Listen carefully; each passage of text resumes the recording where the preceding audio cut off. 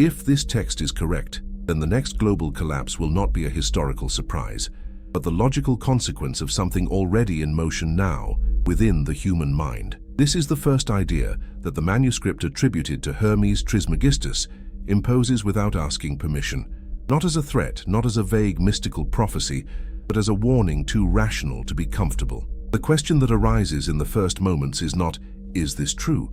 But why doesn't anyone talk about this openly? Hermes Trismegistus is presented here not as a distant legendary figure, but as a consciousness that observed humanity repeating the same mistakes for entire cycles. The manuscript does not begin by describing wars, financial crises, or natural catastrophes. It begins by stating something far more disturbing. Every civilization collapses the moment it loses the capacity to understand its own mind. For Hermes, the external world was never the central problem. It was always the reflection. The text attributed to him makes it clear that civilizations do not fall because enemies are too strong, nor because resources suddenly run out. They fall when the collective mind becomes out of harmony with the universal laws that underpin reality. When this happens, collapse ceases to be a possibility and becomes an inevitable consequence. Hermes treats this process as something as natural as gravity, and perhaps that is why the manuscript has been kept away from the public eye for so long. One of the first unsettling curiosities of the text is that Hermes never tried to predict dates.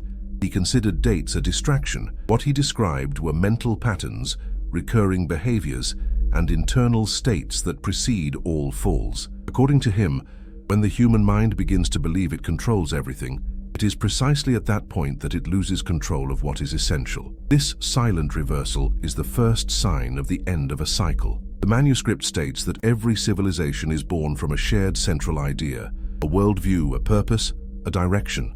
This initial idea creates cohesion, generates energy, organizes efforts. However, over time, this same idea degenerates. The purpose becomes appearance, the vision becomes dogma, and the collective mind begins to operate automatically. Hermes describes this stage as the moment when form survives, but meaning dies, and when meaning dies, reality begins to unravel. Here arises the first micro-conflict that the text provokes. If reality responds to the mind, as Hermes taught, then the collapse does not begin when systems fail, but when people cease to realize that they are reproducing old patterns in new clothes. The implicit question is unsettling. Is the modern world truly new, or merely an accelerated repetition of old mistakes? Hermes then introduces the principle of mind as the foundation of everything. He states that the universe is mental, and that societies are collective mental constructs before they are physical structures. This means that laws, economies, technologies, and cultures are effects, not causes. When the collective mind fragments, external reality begins to reflect this fragmentation. The manuscript describes this process as silent, gradual, and almost invisible to those within it. Another point that causes discomfort is the idea that collapse is not an isolated event, but an adjustment process. Hermes makes it clear that universal laws do not punish, they only balance. When a civilization deviates from balance, reality responds not out of morality, but out of necessity. This thinking completely changes how crises are interpreted. They cease to be system failures and become responses of the system itself to internal disharmony.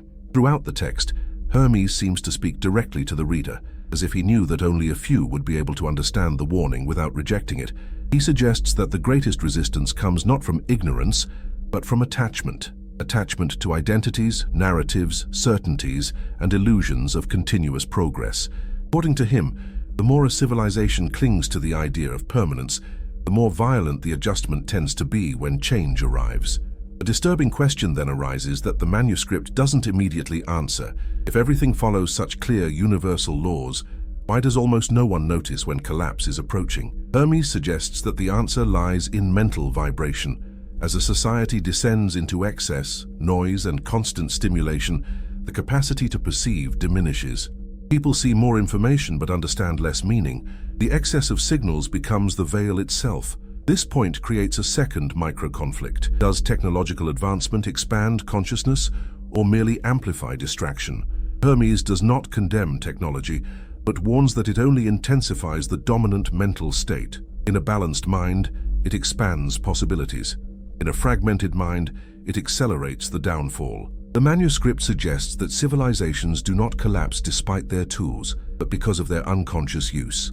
The text becomes denser when Hermes addresses the illusion of control. He states that the final stage before collapse is the collective belief that everything is under control, even when signs of disharmony are everywhere. This false sense of security creates a collective blindness.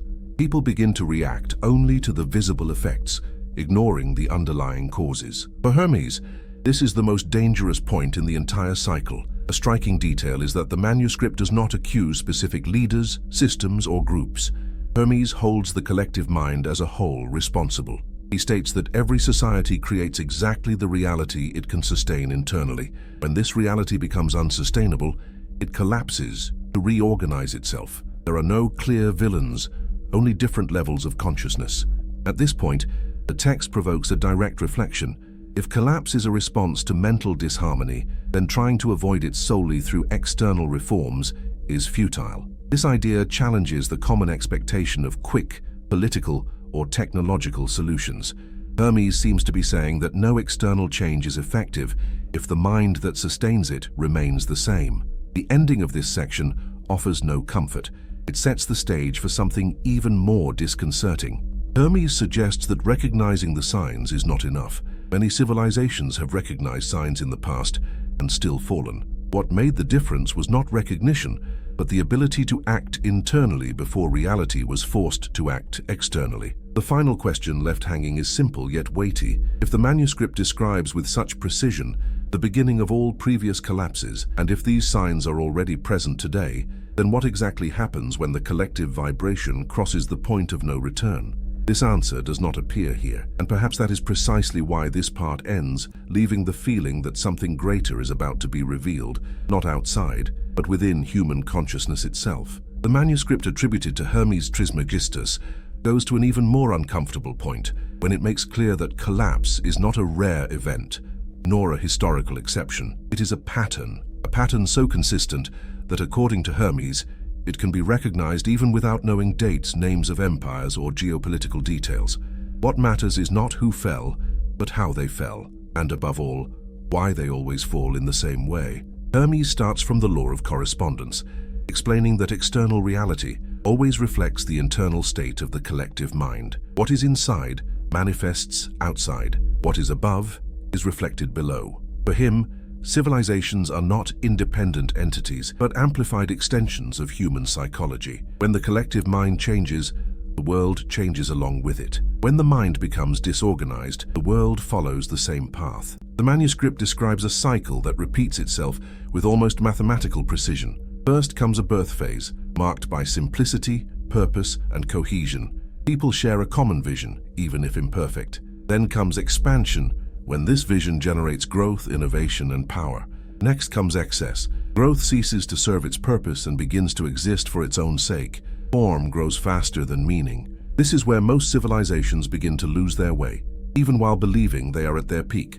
Hermes makes an observation that directly connects the text to modern daily life. He states that excess is never perceived as excess while it is happening. For those who live within it, excess seems normal. Just observe the common routine: packed schedules, constant stimuli, artificial urgencies, a continuous need to produce, consume, and respond. None of this seems strange when everyone is doing the same thing. But according to Hermes, that is exactly how imbalance sets in unnoticed. The manuscript compares civilizations to individuals. A balanced person grows, learns, creates, and expands. But when they lose their limits, they begin to exhaust themselves. They sleep poorly, think poorly, react poorly, yet they continue to believe they only need to accelerate more. Hermes states that societies do exactly the same. When signs of wear and tear appear, the response is almost always to intensify the pace, not to question it. A simple example brings this idea closer to everyday experience. Think of someone who realizes they are constantly tired, anxious, and irritable. Instead of stopping, reflecting, and adjusting, this person consumes more stimuli, works longer hours, and seeks quick distractions. For a while, this seems to work, but the internal cost increases until the body imposes a forced pause. Hermes says that civilizations also receive forced pauses, only on a collective scale. The text makes it clear that technology, wealth, and knowledge do not stop the cycle. On the contrary, when disconnected from balance, they accelerate the fall. Hermes observes that every civilization in decline believes itself to be the exception in history. There is always the feeling that this time it's different, but the manuscript shows that this belief is, in fact, part of the pattern. The illusion of exceptionality always arises before the rupture. The law of correspondence reappears when Hermes describes how internal imbalance manifests externally. Mental confusion generates social confusion. Lack of purpose generates excessive entertainment. Internal insecurity generates excessive external control. These signs do not arise from nothing. They are direct reflections of a collective psychological state that has lost its center. The manuscript invites the reader to observe small details of daily life, increasingly empty discussions, impulsive decisions, difficulty sustaining deep attention, and a constant need for validation.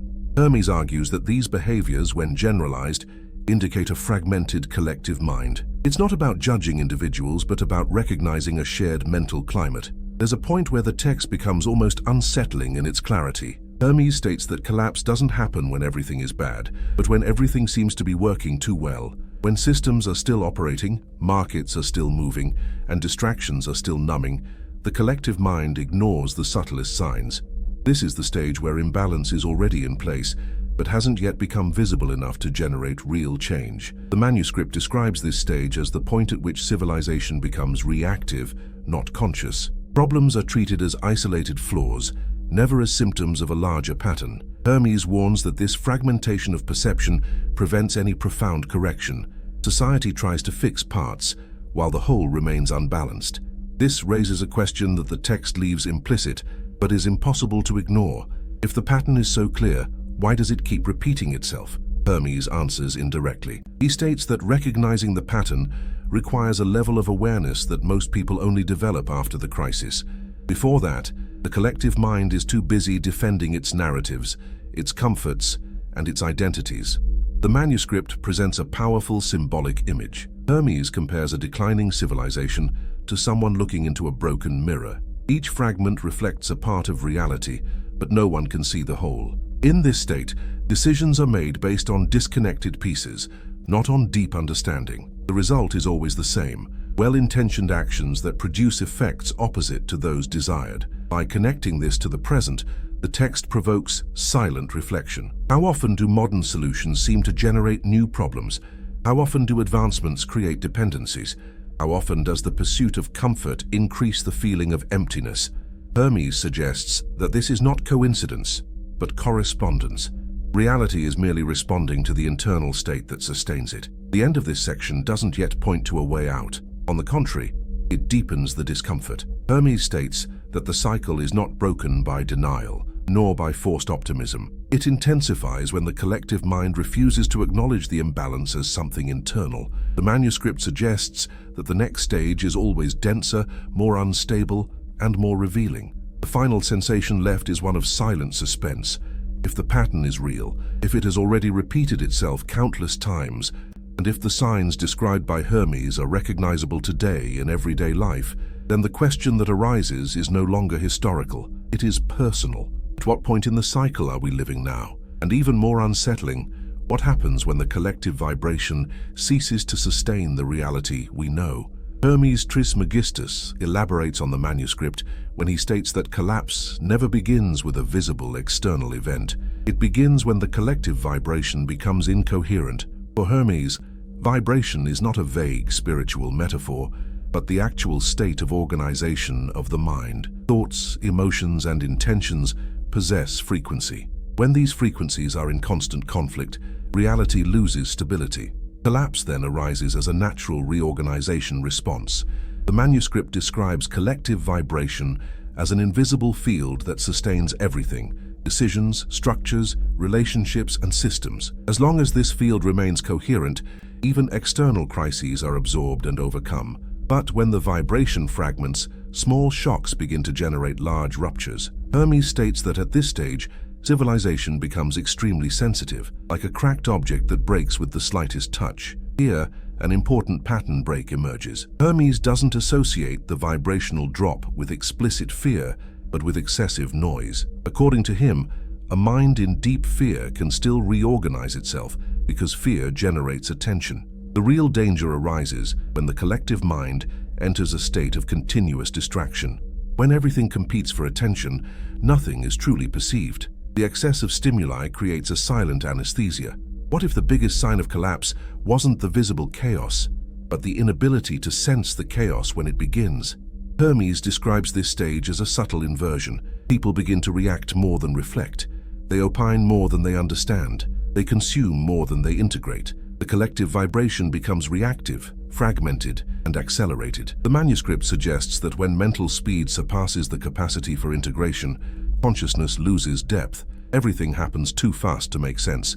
The text directly connects this idea to everyday life. Hermes observes that when individuals are constantly rushed, irritated, or distracted, they don't realize they are operating in a state of low coherence. Now imagine this multiplied by millions of people at the same time. The collective vibration begins to oscillate chaotically. Decisions are made by collective impulse, not by clarity. Hermes makes a groundbreaking assertion. It is not suffering that heralds collapse, but the loss of sensitivity to suffering. When crises cease to generate reflection and merely become distractions, the vibration has already fallen. The manuscript describes societies that continued producing entertainment, consumption, and noise until moments before collapsing, not out of ignorance, but out of an inability to stop. If vibration creates reality, what happens when the dominant vibration is confusion? The manuscript then introduces a central concept: vibrational coherence. Hermes explains that a healthy civilization possesses alignment between thought, emotion, and action. Even with conflicts, there is direction. When this alignment breaks down, internal contradictions arise, discourses that are not reflected in actions, proclaimed values that are not lived, systems that claim to protect while exploiting. This internal incoherence weakens the invisible structure that sustains reality. Hermes compares this process to an out-of-tune instrument. Each string individually still produces sound, but the whole thing generates noise. The problem is not a single wrong note, but the lack of harmony between them all. The manuscript states that civilizations enter this state gradually, and the longer they remain in it, the more difficult it becomes to return to equilibrium without rupture. The text provokes another unsettling reflection. Hermes states that collective vibration always manifests itself first in human relationships. When trust diminishes, when dialogue becomes aggressive or empty, when people see each other more as threats than as parts of the same system, the vibration has already fallen. The external collapse merely materializes something that has already happened internally. What if social conflicts are symptoms, not causes? The manuscript deepens the suspense by stating that a vibrational threshold exists, a point at which reality can no longer sustain certain structures. Before this point, adjustments are possible. After it, transmutation becomes inevitable. Hermes does not describe this threshold with numbers or dates, but with clear signs: extreme polarization, loss of shared meaning, and a collective feeling of emptiness, even amidst abundance. Hermes warns that when a society reaches this stage, it desperately tries to raise its vibration through artificial means. More stimulation, more promises, more control, more distraction. But these efforts do not raise the vibration. They only mask the fall. The manuscript states that vibration is not altered by external imposition, but by internal reorganization of the mind. Here, another break in the narrative pattern occurs. Hermes states that individuals feel this decline before society recognizes it. Feelings of disconnection, profound weariness without a clear cause, difficulty finding meaning even with external achievements. The manuscript suggests that these personal experiences are not individual failings but resonances of the collective field. How many people feel that something is wrong but can't explain exactly what it is?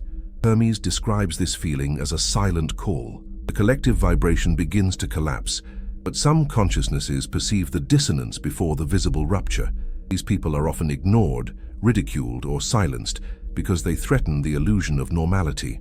The manuscript states that every civilization in decline rejects those who perceive it too early. The text takes on an almost intimate tone when Hermes suggests that vibrational collapse is simultaneously an end and an invitation. An end to structures that can no longer be sustained, an invitation to a deeper reorganization of consciousness. But this invitation is not collective at first. It is individual. Each mind decides whether to remain in dissonance or seek coherence. Hermes makes it clear that there is no neutrality at this stage. Ignoring the vibration does not prevent its effects. On the contrary, it intensifies them. The manuscript states that when the collective vibration falls, reality begins to exert pressure until consciousness is forced to change. This pressure can take many forms, but all have the same function: to break the incoherence. The suspense builds when Hermes states that the next stage will not be clearly announced. There will be no universally recognized milestone. Some will realize it early on. Others will only understand when reality has already transformed. The manuscript suggests that the difference between consciously navigating the collapse or being crushed by it begins here, at this invisible point. The last question in this section doesn't offer an immediate answer. If the collective vibration is already declining, if the signs described by Hermes are present in daily life, and if reality always responds to the mind, then what happens when the vibrational pressure reaches its maximum limit? That answer doesn't appear now, but everything indicates that the next stage will not only be uncomfortable, it will be irreversible for those who don't understand the laws that govern it. The manuscript of Hermes Trismegistus enters a darker zone when it addresses the law of cause and effect as applied to civilizations. Here the tone shifts. It is no longer just observation or description of patterns. There is a direct warning. Hermes states that every society accumulates unseen causes over time, and that collapse occurs when the effects can no longer be postponed. It is not a sudden punishment. It is an old debt being collected all at once. Hermes explains that most people imagine cause and effect as something immediate. You do something wrong, something bad happens soon after. But according to him, the deeper effects are delayed. They accumulate silently, while the surface of reality still seems stable. Civilizations collapse not because they commit a single fatal mistake, but because they repeat small imbalances for too long, believing that nothing will happen. The manuscript provides an indirect historical example without explicit names, but recognizable nonetheless. Hermes describes a highly organized society with intense trade, constant entertainment, and an elite convinced that its order was eternal. Records show that a few decades before its fall, this society reached its highest level of wealth and territorial expansion. Statistics from the time indicated growth, not crisis, yet the collapse came quickly. What fell was not the economy first, but the internal confidence that underpinned everything. Hermes then poses a question that breaks the common narrative. How can something seem healthy and at the same time be doomed? The answer lies in the difference between functioning and coherence. Systems can function even when they are profoundly incoherent. The manuscript states that this is the most dangerous stage because the effects of the accumulated causes have not yet manifested clearly enough to generate correction. In modern daily life, Hermes likens this concept to something simple. He compares civilization to a person who ignores signs of exhaustion for years. Tests still show acceptable numbers. Work continues to be productive, the routine goes on, but internally, the wear and tear accumulates. When the body collapses, it seems sudden. In reality, it has been prepared by years of silent neglect. For Hermes, societies become ill in the same way. The manuscript reveals that there is a specific point in this process, the moment when the return becomes inevitable. Hermes calls this stage causal saturation. It is when past actions have already created sufficient effects that no superficial intervention can reverse them. Reforms, speeches, and promises then have only a temporary impact. The invisible structure has already been compromised. An unexpected fact mentioned in the text is that in several ancient civilizations, attempts at extreme control arose just before their fall. Stricter laws, increased surveillance, harsher punishments. Hermes explains that this doesn't happen out of conscious malice, but out of collective fear. When the mind loses coherence, it tries to compensate with external control. The problem is that this control generates new negative causes, further accelerating the effects. The manuscript reveals curious data from ancient records. In periods immediately preceding major collapses, there was a simultaneous increase in bureaucracy and entertainment. More rules on one side, more distractions on the other. Hermes interprets this as a clear sign of internal imbalance. Society attempts to control the chaos while numbing its perception. This combination creates a false sense of stability. Hermes asserts something that defies modern expectations. Collapse is rarely avoided at this stage, not because it's impossible in theory, but because the collective consciousness is already too compromised to bring about the necessary internal change. Most people still believe the problem lies outside. Meanwhile, the underlying causes continue to operate. He illustrates this with a powerful image. Hermes compares civilization at this point to someone trying to empty a leaky boat without plugging the holes. The more effort is made, the more exhaustion arises. The problem was never the water entering, but the ignored holes. Yet, most insist on removing water because plugging the holes would require changing habits, beliefs, and identities. The manuscript becomes even more unsettling when Hermes explains that, at this stage, good intentions also generate negative effects. Decisions made to protect end up suffocating. Solutions created to unite end up dividing. This confuses collective perception because no one sees themselves as the cause of the problem. Everyone feels they are reacting to something external, when in reality, they are amplifying the internal causes. There is historical data that reinforces this point. In various records of declining civilizations, the number of decrees and reforms increases dramatically in the final years before the fall. Never before has there been so much attempt at repair, and never has it been so late. Hermes does not cite this to generate pessimism, but to show that action without awareness deepens the opposite effect. The text provokes direct reflection in the viewer. How often do modern solutions seem to generate even greater problems? How often do emergency measures become permanent? Hermes argues that this happens when society tries to solve effects without addressing the causes. The law of cause and effect cannot be deceived. It simply waits. Another surprising point in the manuscript is that Hermes states that the point of return is not recognized as such when it happens. It only becomes obvious afterward. During the process, everything seems reversible. There is always the feeling that there is still time. This feeling, according to Hermes, is the last veil before the forced transmutation. The tone of the text shifts again when Hermes states that, even at this stage, collapse is not yet total destruction.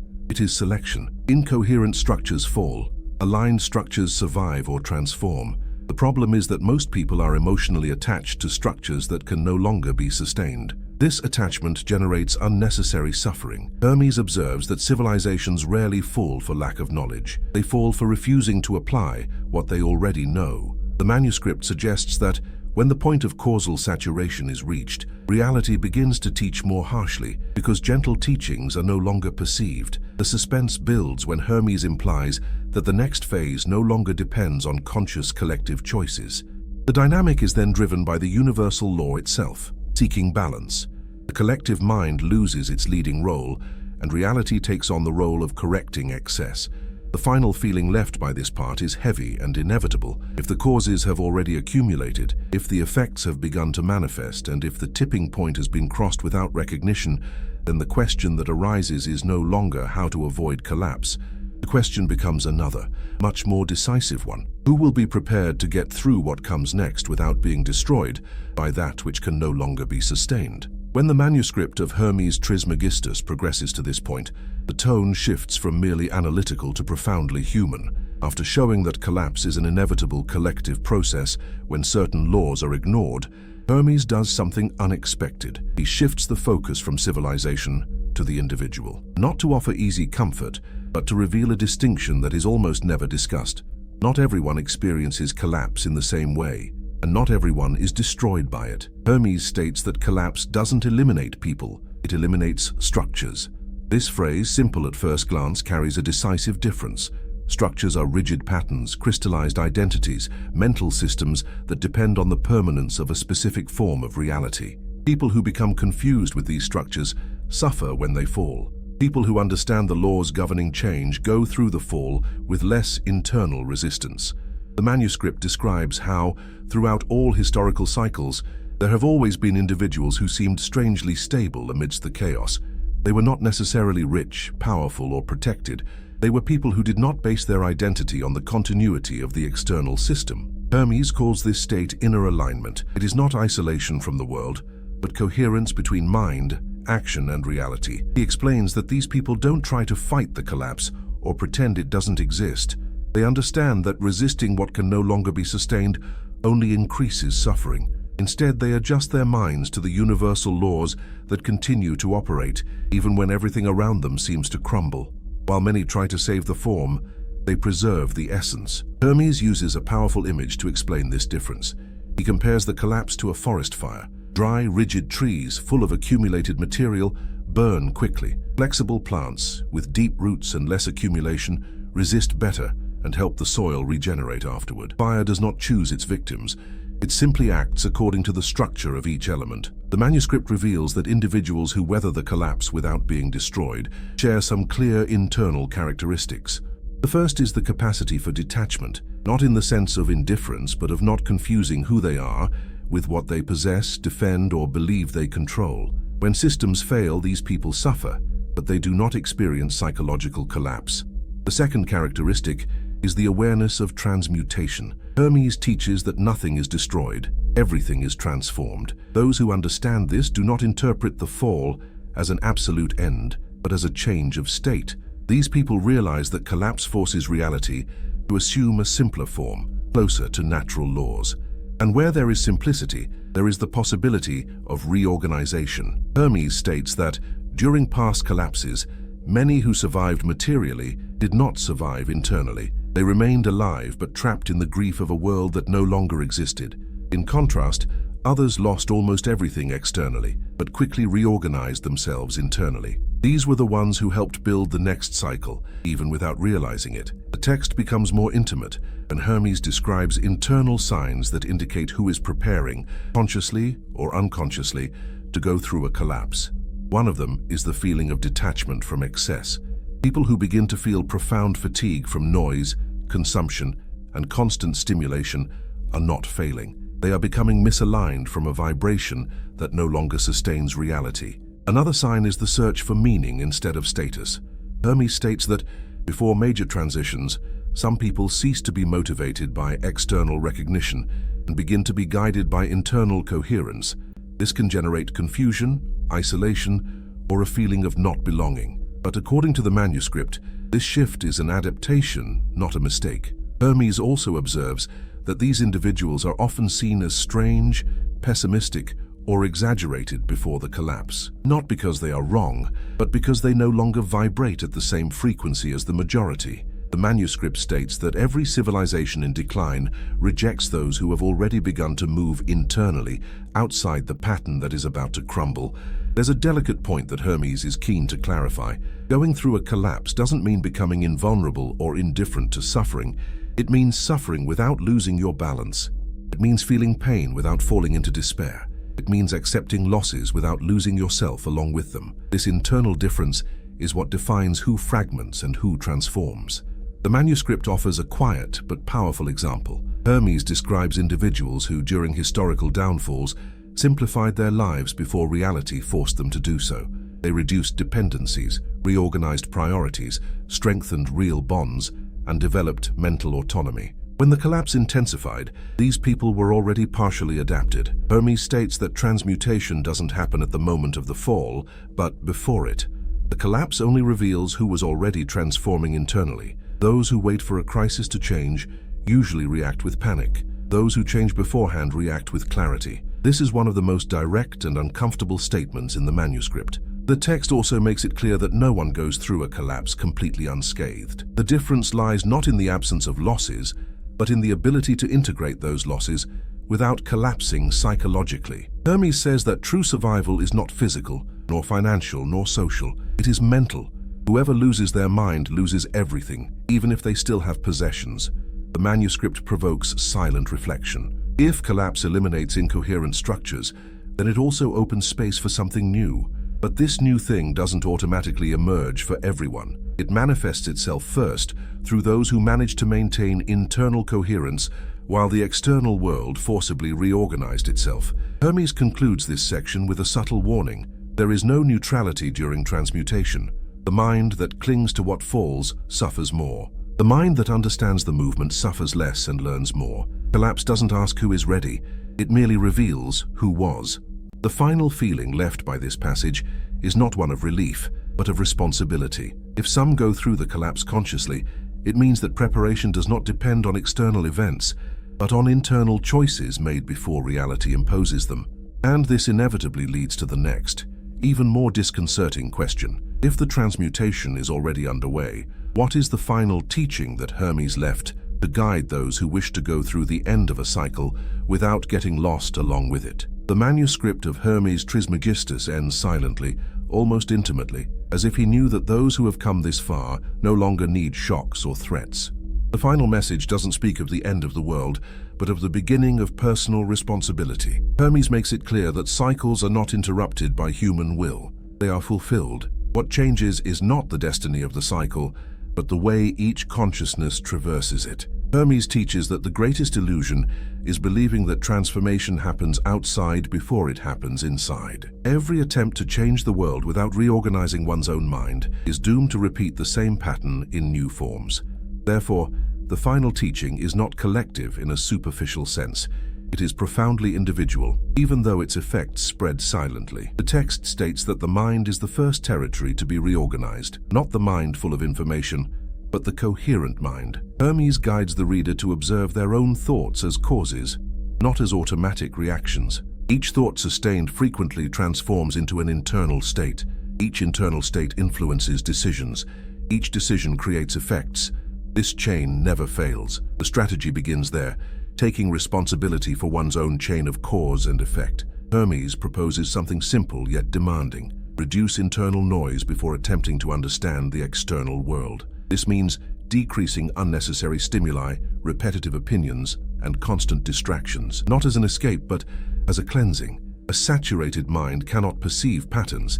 A silent mind begins to see invisible correspondences between what it feels, thinks, and experiences. The manuscript suggests a continuous exercise of alignment. Thought, emotion, and action need to point in the same direction. When someone thinks one thing, feels another, and acts in the opposite way, the internal vibration becomes fragmented. Hermes teaches that coherence is not perfection, it is consistency. It is acting honestly with one's own internal state, even when this requires difficult choices. Another central point of practical application is conscious detachment. Hermes doesn't ask for abandonment of the world, but for abandonment of the illusion of absolute control.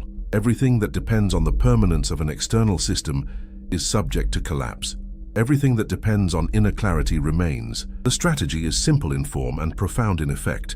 Invest less energy in maintaining appearances and more energy in strengthening inner principles. Hermes guides the viewer to observe where they are placing their identity.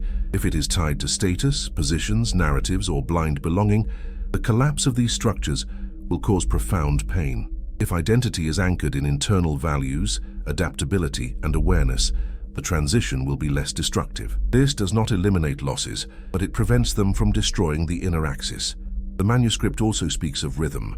Hermes states that acting at the wrong time is as harmful as not acting at all. An aligned mind learns to observe before reacting. It learns to wait when everyone else is rushing. It learns to simplify when everyone else is accumulating. This difference in rhythm creates a silent advantage. While many wear themselves out trying to salvage what has already fallen, few strengthen themselves by preparing for what will come next. There is a clear invitation to practical transmutation, to transform fear into attention, to transform anxiety into observation, to transform loss into learning. Hermes teaches that emotions should not be repressed, but refined. Raw emotion paralyzes. Understood emotion guides. This is one of the most important keys in the manuscript, not to deny what one feels, but to understand what it reveals about one's inner state. The action plan implied in the text is continuous, not an emergency one. It begins with small daily choices: what you consume mentally, with whom you exchange energy, where you place your focus. Hermes states that whoever governs their own attention governs their own reality. Scattered attention creates a scattered life. Conscious attention creates a coherent reality. Another essential point is the reconstruction of meaning. Hermes teaches that the emptiness felt during periods of transition is not a flaw, it is space. A space where old narratives cease to function so that something more truthful can emerge. Quickly filling this void with distractions only prolongs the confusion. Remaining conscious within, it allows new directions to emerge. The manuscript also guides the strengthening of real bonds. Not alliances based on fear or convenience, but connections based on honesty, exchange, and presence. In times of collapse, artificial networks quickly unravel. Authentic relationships become anchors. Hermes does not romanticize extreme isolation. He teaches discernment in choosing with whom to walk. The ultimate application of these teachings is to accept that there is no absolute security in cycles of transition. What exists is clarity. And clarity does not eliminate uncertainties, but it reduces the suffering caused by denying them. Hermes makes it clear that those who try to protect themselves from all instability end up becoming fragile. Those who learn to move with it develop inner strength. The manuscript's final tone is almost compassionate. Hermes acknowledges that overcoming a breakdown requires emotional courage. It demands letting go of certainties, identities, and old promises. But he also states that there has rarely been a moment in history so fertile for conscious transformation. Crises don't create change, they reveal who is ready to change. The final message is not a warning, it's an invitation. An invitation for the viewer not to watch this content merely as information, but as a mirror. Everything described throughout the video manifests first within. The next cycle doesn't begin in governments, systems, or technologies. It begins in individual minds that have chosen coherence amidst the chaos. If this content has resonated with you, don't ignore it. Reflect on where your mind is misaligned, on what you need to simplify, on which patterns need to be transmuted before reality makes you feel worse. That is the true Hermetic work. If you feel this type of knowledge is necessary, subscribe to the channel to continue this journey of awareness. Like this video so that more people have access to this content. And if you wish, leave your questions, reflections, or personal experiences in the comments. You can comment anonymously. Sometimes, sharing is the first step to reorganizing your own mind. The cycle continues. The question is simple yet profound. Will you go through it unconsciously, or will you choose to transform it into real growth?